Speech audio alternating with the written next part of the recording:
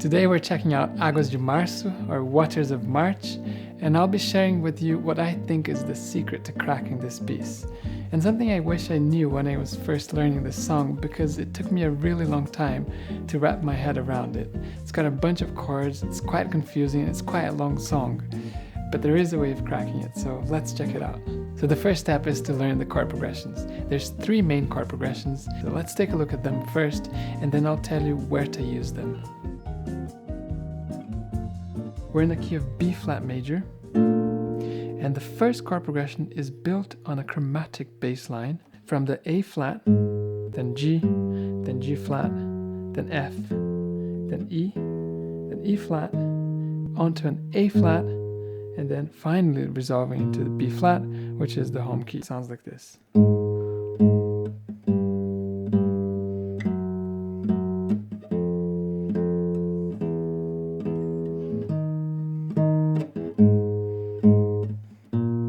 What we're going to do is we're going to build chords over the bass line. It's easier to remember if you have this bass line in your head. So I'll play you the chord progression just so you kind of get a reference of what it will sound like.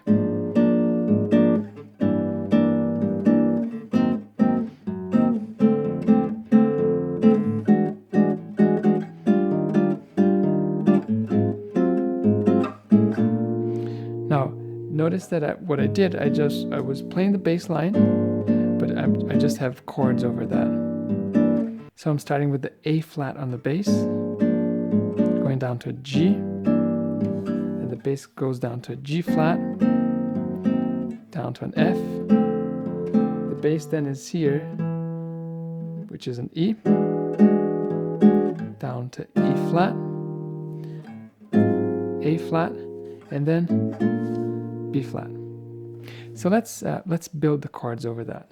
So the first 3 chords, we're going to use the second finger on string 6, okay? B flat over the bass of A flat, G minor 6, E flat minor 6 over the bass of G flat, B flat major 9 over the bass of F, and then we're going to go over here because our basses are going to be, we've run out of basses almost. So the E9, we're going to play it on the 6th fret, like a regular E9. Keep your second finger on string 5 shifted down, and then we're going to play a E flat major 9. This is a super cool chord. And then we're going to play an A flat 13, which you can also play like that. It's quite nice, a nice fingering, although the bass here is not the A flat. And then we're going to resolve to a B flat major 7th, and you can do like a half step slide. So that sounds like this.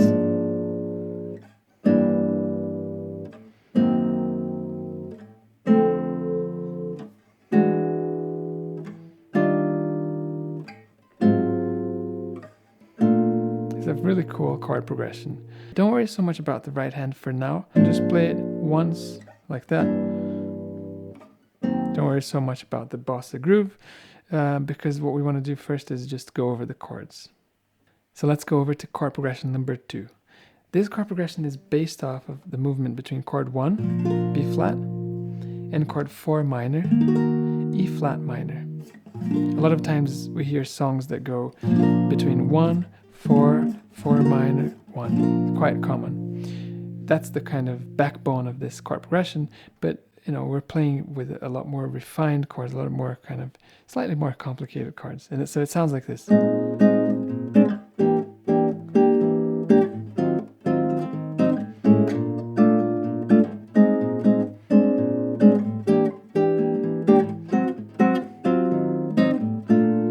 Okay, so chord 1 is the B flat, chord 4 minor is the E flat, which we're going to play it in this voicing.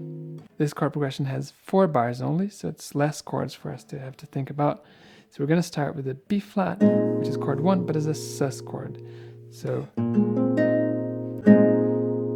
B flat sus 9, and then move your finger 1 down a fret, and that's not it's no longer a sus chord because the 4th, which makes it a sus, was here, became a 3rd. This is now a B flat 9. Then we go over to E, half diminished, and then E flat minor 6 and with a 9. So E flat minor with a 6 and the 9th here. And the last chord of this progression is B flat major 7th. So the only thing here to look out for is that the first two chords share a bar each. Like that.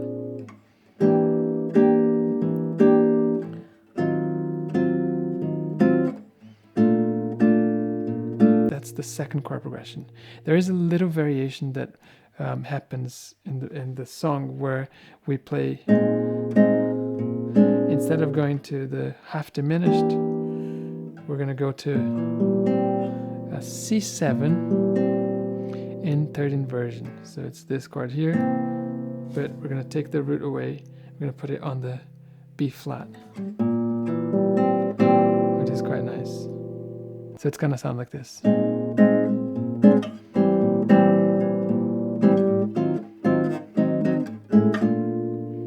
So I'll show you where that variation comes. Great, let's go over now to the third chord progression, and this is definitely my favorite and definitely the easiest to play. What happens here is we have the opposite of chord progression number 1.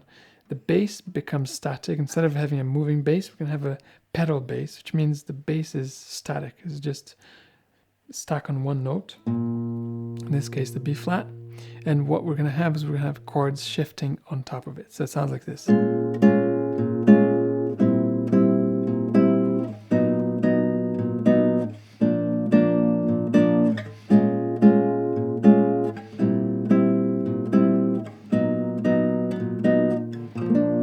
Just super nice. So basically we have a pedal bass on B flat, and we have the triad going down like this. And it creates some kind of funky chords, especially the third one. So the first one you can finger like this. This is a B flat minor 7 down to a C chord. Okay, this is a C chord over the bass of B flat. It's like a C7 in third inversion. Now check out this next chord. Sounds like a flamenco chord. So this is now a B chord. Okay, comes from that chord with a bass of B flat. And then the last chord is just a B flat major. Cool. Now that we've learned the chord progression, now that we've learned the chords, you're probably wondering where to use each of these 3 chord progressions. And the key to that is in the melody. So in this piece we have 2 main melodic ideas. We have the main melody, which is a bit like The Girl from Ipanema, has only 3 notes, 3 neighboring notes, and it's very repetitive, rhythmical, and a little bit syncopated. Whenever we hear that melody, we play chord progression number 1. To contrast that, we have a counter melody, which is much more melodic. It leaps in 4ths, 5ths, and 6ths, and that's when we play chord progression number 2. Chord progression number 3, which is when we have the change of key, happens only at the end, and you can tell because the harmony changes, the tonality changes. We're suddenly in the minor key.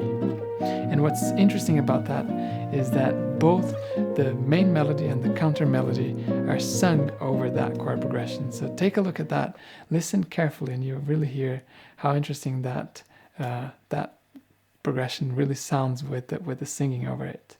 So let's go over the playthrough, and I'll play through the sections, and I'll occasionally stop just to explain whenever there's a variation.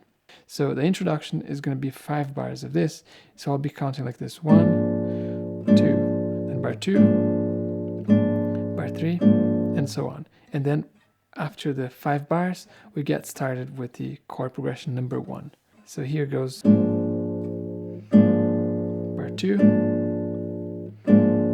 bar 3, bar 4, bar 5, and here starts. So 1, 2, 3, bar 4, bar 5, bar 6, bar 7, and bar 8. Now we're going to go into chord progression number 2.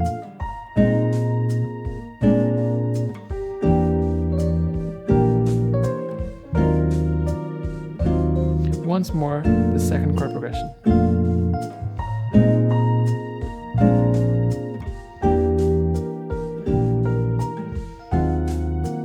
Now back to chord progression number 1. Starting now.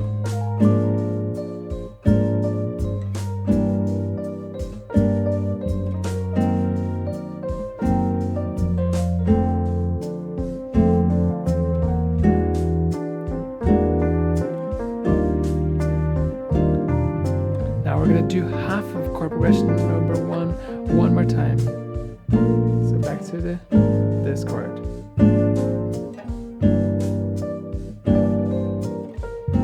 And then into chord progression number 2. Ready?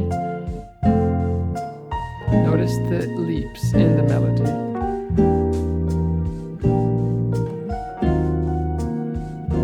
Back to chord progression number 1. And now.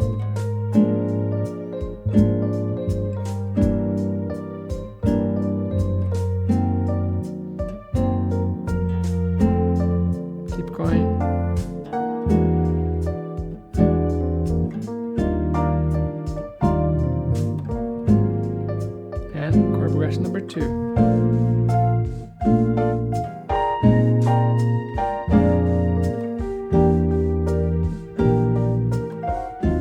Back to chord progression number 1 at the end of this, and starting now.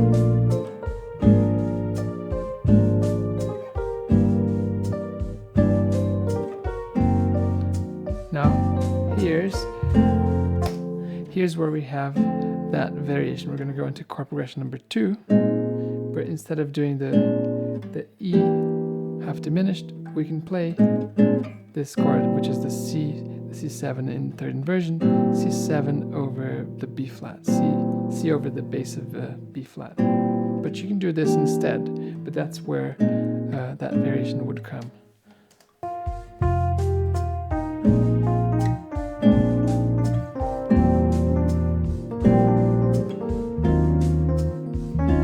Back to chord progression number 1.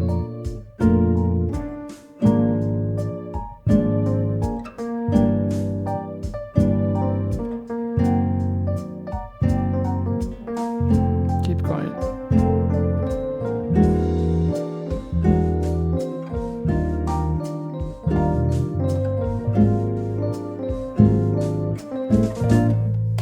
And then here is where we have that little break.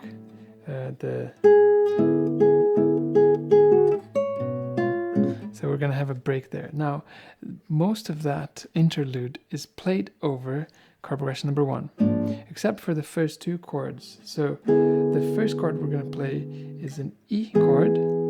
They're all based over this shape, but the first one is shifted up to the 9th fret, which is an E over the bass of D. Then we're going to play it on the 6th fret, which is the C sharp over the bass of B. And then we're back into chord progression number 1. We're going to play it 1.5 times. Okay, so we're going to play one complete, and then once just half. So let's check out that interlude. And here, down to the C sharp over B, and then the B flat over A flat into chord progression number 1.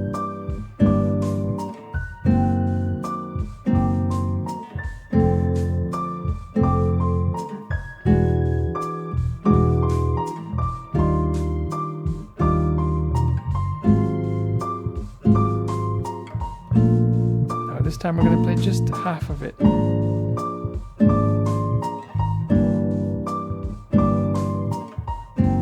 And ready for the break again.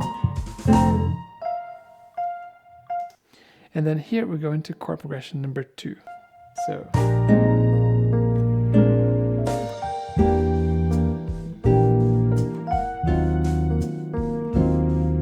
And then chord progression number 3.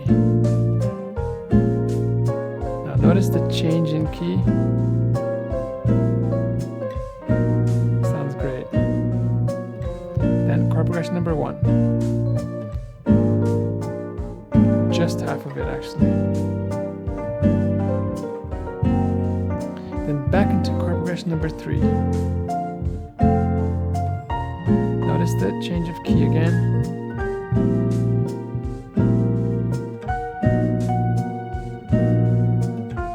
One more time, chord progression number 3.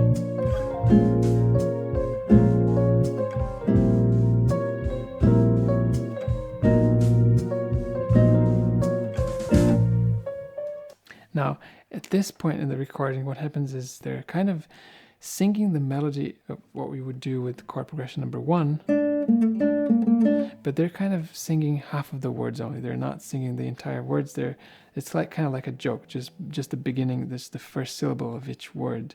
So the chord progression goes like this. We're going to play a B flat 13 sus. So it's like B flat sus with a 13th. And then, so half a bar of B flat 13 sus and half a bar of B flat 13. So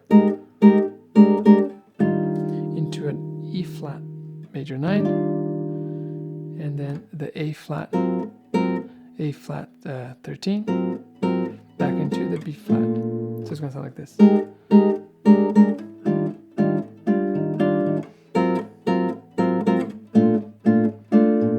Okay, but for now let's just play like this. And we're going to do that twice. 3, 4, here goes.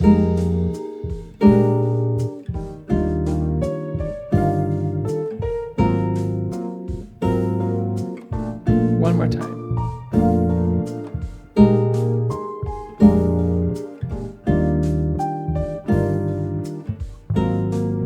And then into chord progression number 2.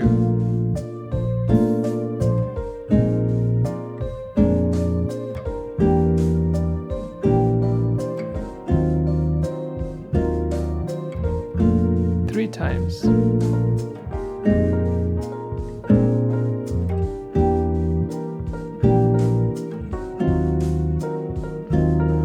One more time.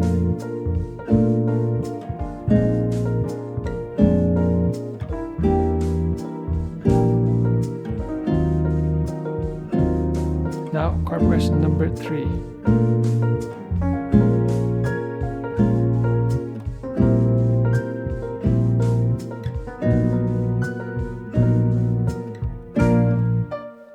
We're going to end with the B flat 6/9.